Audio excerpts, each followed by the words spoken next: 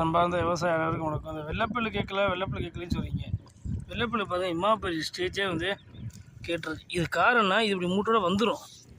இப்படி இவ்வளோ பெரிய பிள்ளையே வந்து வெள்ளைப்புல்லு கேட்கும். ஆனால் இதுக்கடுத்து என்னன்னு கேட்டிங்கன்னா, இந்த இருக்குல்ல வேர், இந்த வேர் வந்து நான் அப்படிங்கிற மாதிரி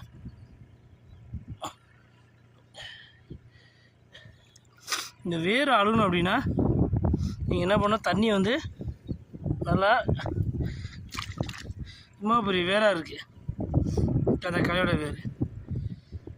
இப்போது இந்த வேர் அழுகணும் அப்படின்னா இந்த வயலில் மினிமம் ஒரு 15 நாள் வரைக்கும் தொடர்ச்சியாக தண்ணி இருக்கணும்.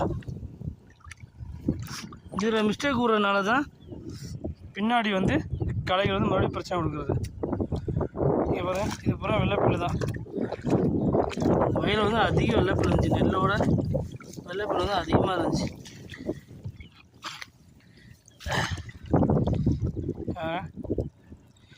அவ்வளோ வெள்ளைப்புல்லு, இந்த மயில் தூவி புல்லுன்னு சொல்லுவாங்களே, அரிசி புல்லு, அந்த புல்லு